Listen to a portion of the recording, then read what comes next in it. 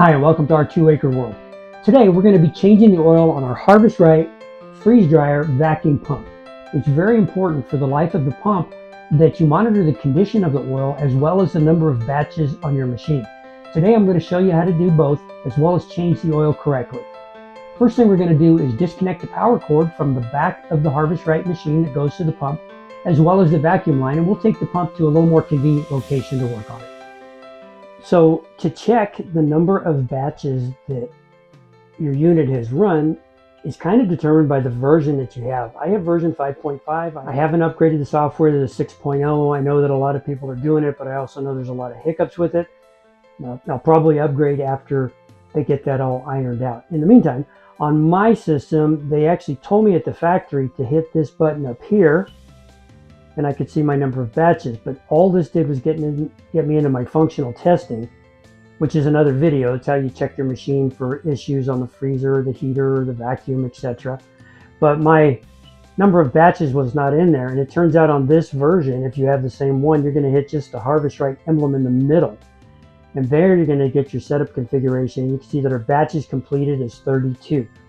So they recommend 25 to 30 is when you want to change your oil.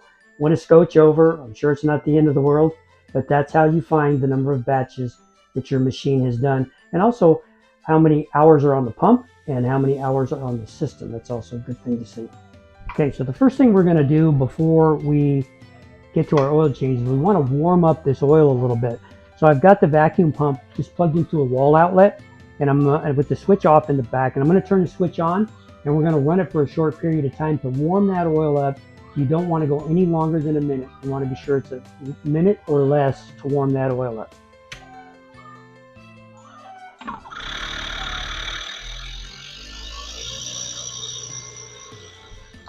Okay, so I've got a brand new HarvestRight supplied filter. This is like a Brita filter that you would use for water.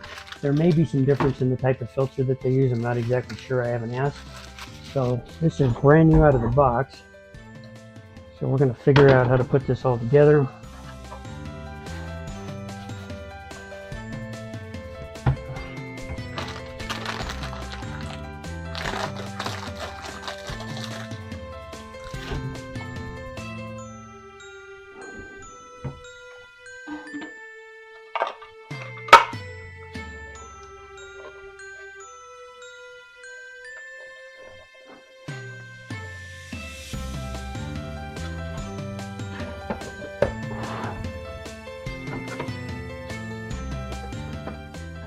Okay, so what we're going to do, we've got this assembled, we've got our filter installed, so we're going to be draining the oil into the filter, and it's going to come into this container here. It's going to filter it slowly and come out here. Now it's going to take a while for that whole process to happen, so we're going to do two things today. We're going to see how to recycle our oil so we can use it again, and we're also going to be using new oil in the pump. So I want to kill two birds with one stone here. I do want fresh oil in my pump because of the number of cycles that I've gone through, and I don't want to wait for the time that it takes for this to settle back down.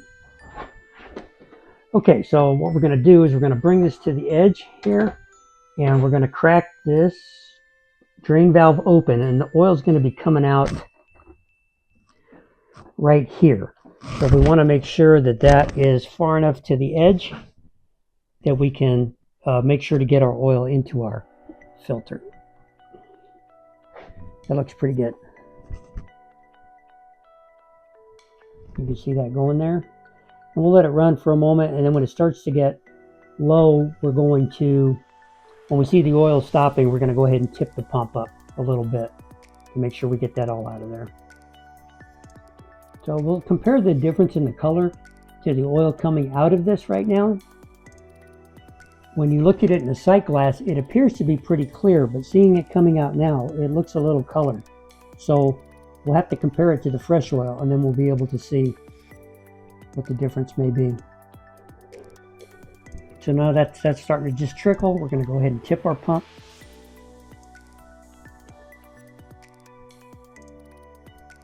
Just want to make sure we got as much of that oil out of there so we have as much fresh oil as possible. You know, there's some people say, you know, don't tip your pump and all this. That's not correct when we're just draining the oil. The thing with not tipping the pump is having it level when it's physically running. You need to make sure.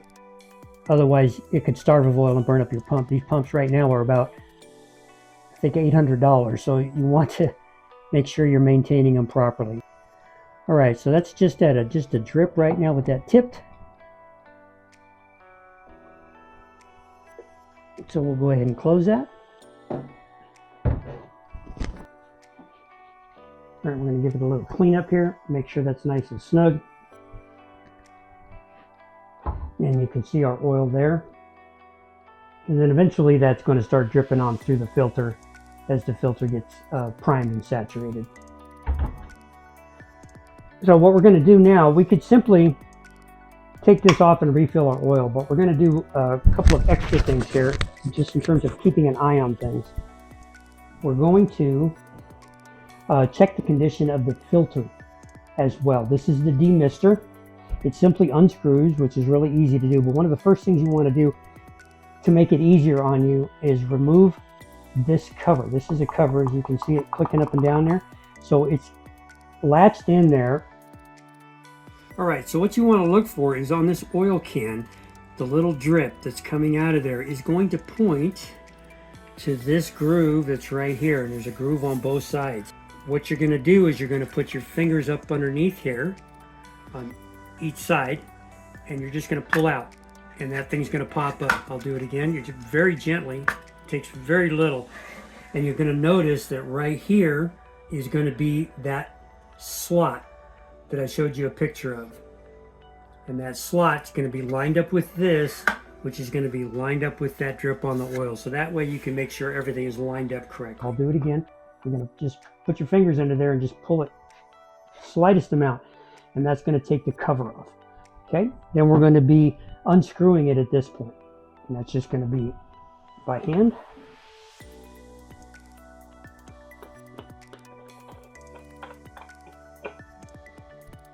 Okay, and you're going to see an O-ring.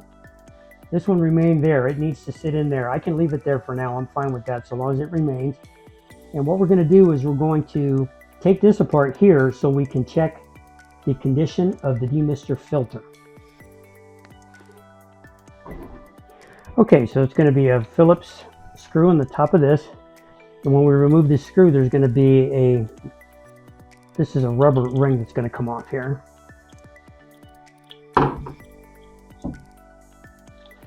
You're going to set that aside.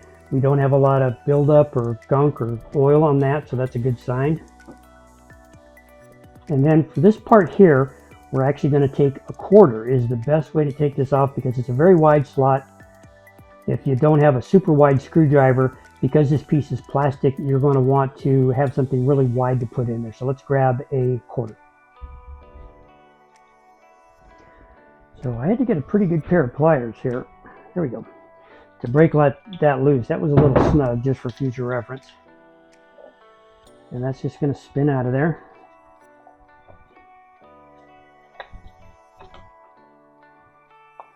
Okay, now there will be some oil in there. That's going to be normal and natural. Okay, so we're checking the condition of our filter here, and she looks really good this go around.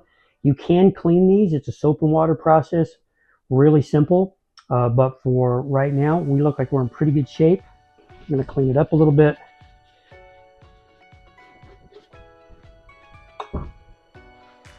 Clean up the inside. This edge is sharp, so if you put your hands in here to wipe this out, you want to use caution, because that is a really sharp plastic edge there. Okay, so I'm just going to replace this back in there. You can see that's a threaded hole, and the gaskets are remaining. There's an O-ring that's in there that actually goes here. When you take yours apart, it may stay here. Just make sure that it's back in there before you reassemble this, or you're going to have leaks and big problems. The two O-rings that are involved in this demister are different sizes, so you won't get them mixed up. I'm just going to make that as tight as I can get it by hand, because it was really, really tight before. Then we're going to replace our rubber cover here, and our screw with the washer.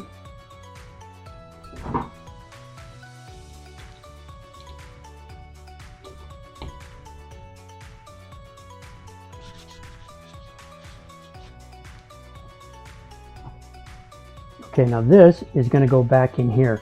So if you remember, there was slots on here that line up in here to click this down. So you're going to notice this notch, this one's not notched, and this one is notched. So we're going to go to our oil can emblem there, and we're going to line up our notches, you can see that, with the ones that are lined up for that. Now you want to be careful because this can go in a little bit crooked and look like you're going in right. You can have just one of those notches lined up and it'll fit, and then you'll get down to the end and it'll get stuck. So you want to make sure all of those are in the proper orientation, and that's it. So this is where the gasket goes, the O-ring, but the O-ring remained on the pump, which is fine with us. So now let's go ahead and fill it up to the proper level. So there is a sight glass here to monitor the oil. So what we're going to do is we've got our HarvestRight Premium High Vacuum Pump Oil. In talking to the manufacturer, it appears that they're really only making one oil today for these pumps, so there shouldn't be any way to mess it up. But in the past, there was different types of oil for different types of pumps, and you need to make sure you've got the Premium High Vacuum Pump Oil. This is the one that I just purchased, but this is the one, there's a little bit left in here. This is the one that came with the machine. Same thing, Premium High Vacuum Pump Oil. So what I'm going to do is when that oil recycles, I'm going to go ahead and put it back in this one, and this will be for our next oil change, which we won't go as many batches. So I'm just going to put a little bit in at a time. And this stuff here is going in is crystal clear to show you the difference. So that oil has seen better days. So we're going to have to see how it comes out of that filter. And I'm going to remove that because it's pretty easy to put in there. All right, I can see the oil level starting to come up slowly there. So we're going to add just small amounts at a time. If you overfill, you can always remove some easily enough, just like when we were draining it. But you want to make sure that you're in between the max and the minimum lines. Pretty simple. We're going to watch for that clear oil to come up to that point there.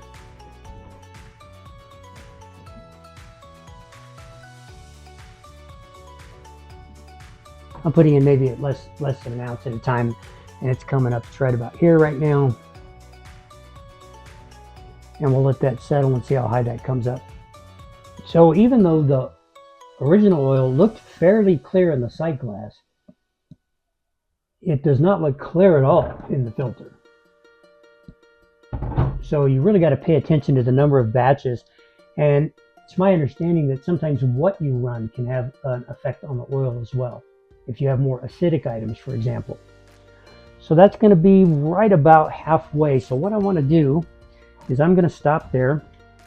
We're going to reinstall the demister, but I'm going to dab my finger into where I pour in the oil, and I'm just going to put a little film on the outside of that O-ring. It's always a good idea.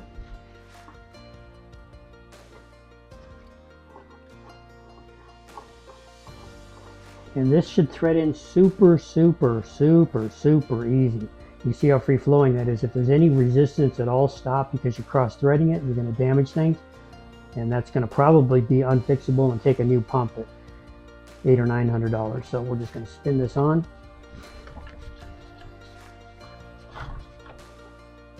We're going to get her nice and snug. Now what I want to do is I want to run this pump for a few seconds to get that oil to cycle through into all the mechanisms, because remember we tipped it out, so we emptied it pretty well. So we want to make sure that all the oil gets back up in there, and then we'll recheck our level. So okay, so I've got it plugged into the wall. I made sure that my switch was off before I activated this. So your switch is going to be on the back, and it's going to be right next to where the cord enters the machine. And we're going to run this pump for just a few moments. You don't ever want to go longer than a minute without the machine hooked up to something.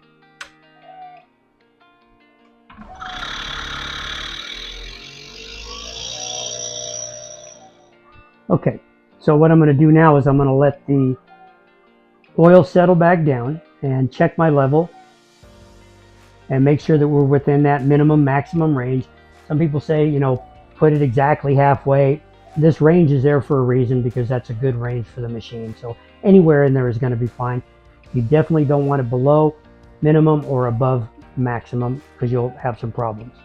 So when checking our oil level, it's about 2/3 of the way up, which is going to be just fine. That meets manufacturer's specs. Don't get too hung up on it being exactly halfway. That's not correct information. It just needs to be within that range. Definitely not above or below those lines. So the next thing we're going to do is simply disconnect it from the wall outlet. We're going to take it back to the freeze dryer. We're going to hook up the vacuum line, plug it back into the machine, and we're good to go, and the job's complete. It really only takes maybe 2 to 3 minutes to do this whole job, minus the explanation, of course. But it's super simple. You can do this. Just make sure that you do maintain your pump properly, because they're very expensive and you don't want to damage your pump simply because you were too lazy to change your oil. Hey, if you enjoyed this video, do us a favor and smash that like button. It really helps the channel out. And even better, go ahead and subscribe for more homesteading videos from our 2-acre world. Thanks for watching. Have a blessed day. Our 2-acre world gives us a simple life.